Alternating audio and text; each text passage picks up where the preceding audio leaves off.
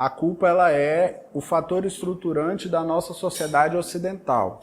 Quase todos os recintos a gente tem a imagem de um homem pendurado numa cruz, sangrando, com uma cara triste e tal. E quem botou ele na cruz foi você.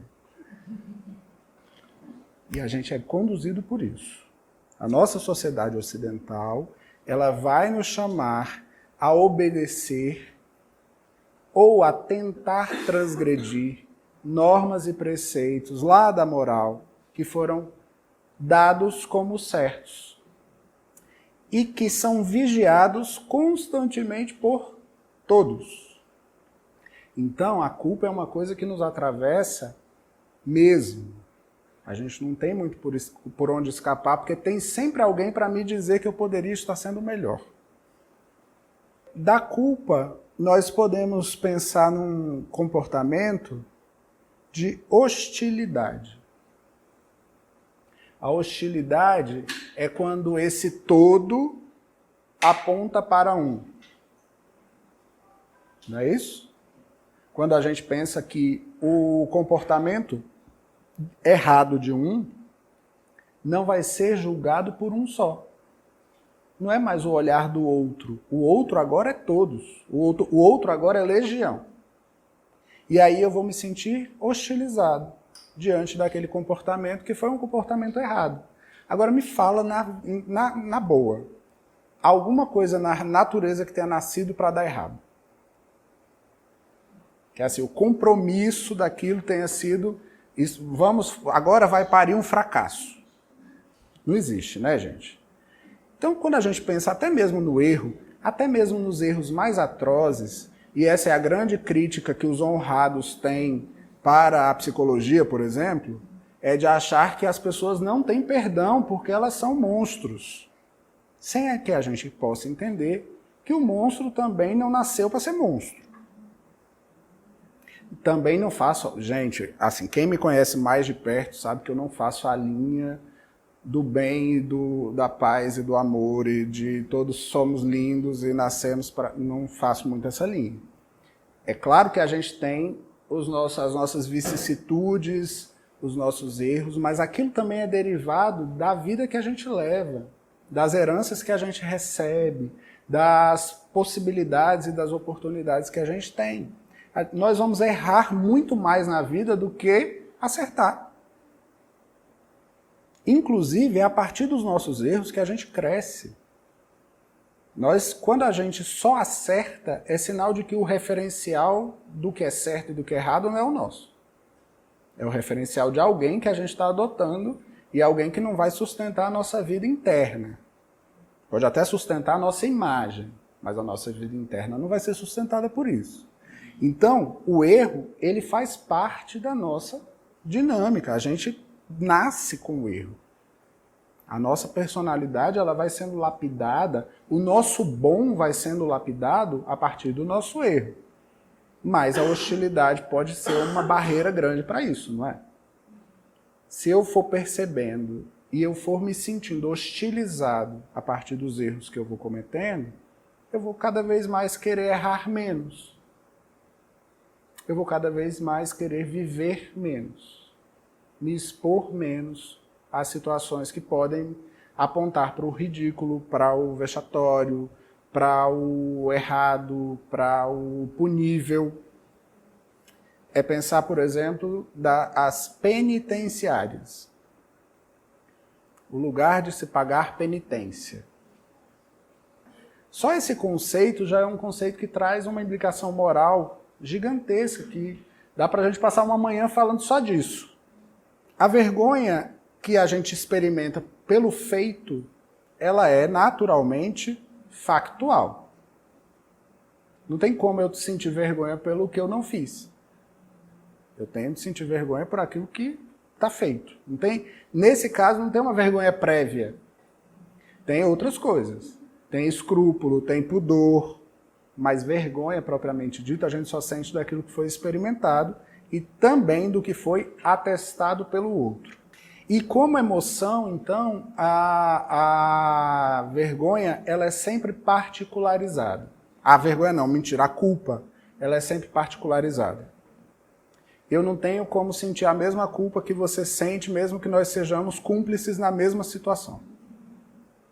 Ela é um valor subjetivo, ela é uma experiência subjetiva a partir da história do que eu sou. Ela não vai poder se dar. Quando se assume culpa coletiva, o que você está se fazendo muitas vezes é um outro tipo de reparo, mas assim, a culpa mesmo não está sendo sentida. Tá? Vergonhas possíveis das coisas que eu posso fazer. Do juízo que eu faço dos outros. Eu posso sentir uma vergonha imensa do juízo que eu faço da minha família, dos meus amigos, das pessoas que me cercam, de não ser bom o suficiente. Por quê? Não necessariamente eu preciso ter feito uma coisa ruim para sentir vergonha. Mas o achar que eu poderia ter feito uma coisa melhor também pode trazer em mim esse sentimento. O remorso. O remorso ela é uma conciliação entre culpa e tristeza, derivada de uma situação que eu, de alguma forma, deflagrei. Então eu vou sentir a culpa por aquilo, mas eu também vou entrar num estado de melancolia, de tristeza, que muitas vezes me retira daquela cena.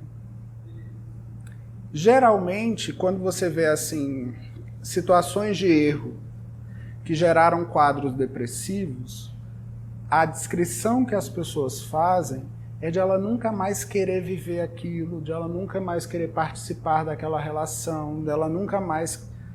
É como se ela matasse aquilo dentro dela. Nisso aqui eu não vou viver mais. Esse campo aqui eu inviabilizei essa terra aqui, agora não dá mais para plantar nada. O remorso ele traz muito essa sensação. Uma outra coisa que a vergonha pode chamar dentro desse contexto, daquilo que foi feito, é a subserviência. As pessoas elas tentam expurgar a culpa e elas se colocam num papel de subserviência, de tentar colocar-se a serviço e à disposição para o que der e vier. Ela vai conseguir superar a vergonha com isso? Ela vai estar o tempo todo reafirmando essa vergonha. Ela sabe por que ela está ali. Os outros podem não saber mais, mas ela continua sabendo por que ela está ali. Ela vai atraindo essa dinâmica da culpa e da vergonha porque ela passou a entender que ela tem um mal dentro dela e que aquele mal ele se contém a partir da subserviência, o que não é uma coisa muito legal. E uma outra que é a soberba. São as pessoas que, diante de uma situação vergonhosa, elas desenvolvem uma espécie de afeição àquela vergonha. E aí elas são aquelas que vão manter a cabeça erguida, mesmo quando elas estão vivendo a sua própria miséria. Vocês assistiram o Coringa? Sim. Pois é. O Coringa é uma expressão da soberba diante da vergonha. Ele vive uma vida inteira de humilhação, essa vida de humilhação vai tirando dele todas as possibilidades, ele vai ficando cada vez mais embotado dentro daquela realidade, e reativo àquilo e tal, até que uma hora ele entende que o motivo da vergonha dele é o que pode fazer dele um ser genial. Ele vira o popstar a partir da própria vergonha, não é isso? Então ele vai criar dentro de si uma soberba que nada mais é que um exibicionismo daquilo que me faz vergonha. E quando eu exibo assim ostensivamente aquilo que me faz vergonha, onde é que a vergonha vai parar? No outro. Eu vou contagiar o outro com a minha vergonha. Ela vai deixar de ser experimentada em mim como vergonha, ela vai ser experimentada como soberba, mas ela vai reverberando a origem, né, que é a própria vergonha, nos outros. E ela vai fazendo isso de uma forma muito ressentida, de uma forma muito agressiva, e que no Coringa a gente vê aquilo estampado de uma forma macro, né? Mas no nosso cotidiano a gente vai ver isso nas nossas ironias, no nosso sarcasmo, naquelas coisas onde a gente tenta provocar, desdenhar do outro. Isso nada mais é do que um reflexo de alguma vergonha que a gente carrega e que a gente não quer tratar como vergonha, que a gente quer passar a impor sobre o outro. É uma forma também de humilhação para o outro, né? Quando eu começo a... no livro do Golejac, ele cita o exemplo das pessoas que expõem as feridas. Quando pessoas em situação de rua, que quando elas vão pedir dinheiro, elas mostram a ferida. Aquilo dali é uma violência. Mas aquilo dali é uma violência que deriva da soberba, da vergonha que ela sentia de ter uma ferida e de não ter condição de poder se tratar, de ela poder encaminhar aquilo de uma forma mais digna.